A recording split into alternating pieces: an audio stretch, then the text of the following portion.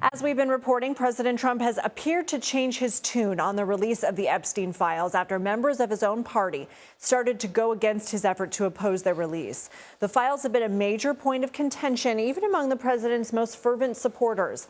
On Friday, President Trump said he was withdrawing his support for Georgia Congresswoman Marjorie Taylor Greene.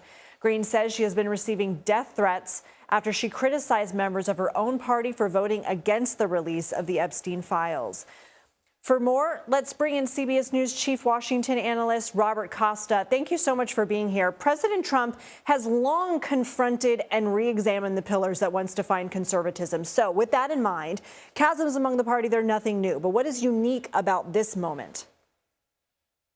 Well, this is another moment where we see members of Congress pressuring a presidential administration to nudge the Justice Department along on a certain investigation, in this case, the Epstein investigation.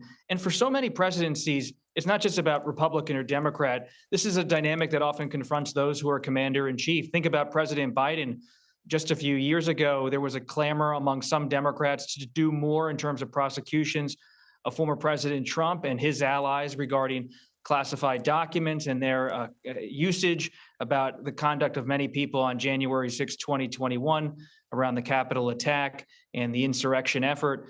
And so that was one pressure point in a recent Democratic administration. We've seen them in previous Republican administrations, too. What makes it so interesting is that Marjorie Taylor Greene, the Georgia Congresswoman, is such a fervent ally of President Trump. We are also seeing a divide in MAGA world over Tucker Carlson's interview of Nick Fuentes, who the DOJ has identified as a white supremacist. President Trump defended Carlson, while others, including Senator Ted Cruz, have condemned the interview. How do you view this divide? This is something that goes back decades. Think about William F. Buckley Jr., the leader of National Review, the late conservative, in the 1960s, dealing with the John Birch Society, dealing with different people on the right who he found were unseemly to be part of the conservative movement. He had to confront that element, and he did. You're seeing President Trump being forced to confront Nick Fuentes, who has his own views on when it comes to all of these different issues, where he has made racist comments, anti-Semitic comments that have really fueled incendiary people online to support him and, of course, to criticize him. But you don't see every conservative backing away from Nick Fuentes.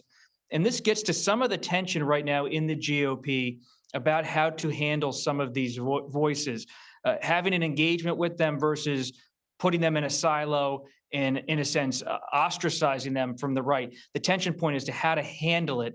And that's something that's not going away. And if you run for president in 2028 on the Republican ticket, you're going to confront this question as well. President Trump has started to backtrack on tariffs a bit over continued pressure and concerns about rising prices. Are you hearing any worries in his inner circle on the issue of affordability?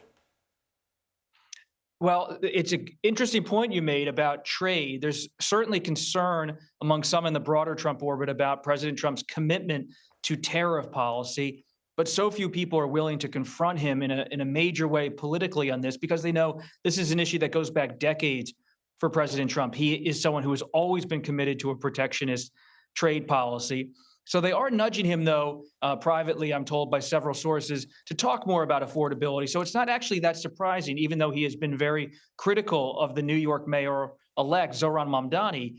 President Trump and Republicans want to be talking about affordability and not Jeffrey Epstein and not all these other issues ahead of the 2026 midterms. They want to be talking about healthcare costs, the economy. They know that's where they're potentially vulnerable in some of these swing districts and swing states.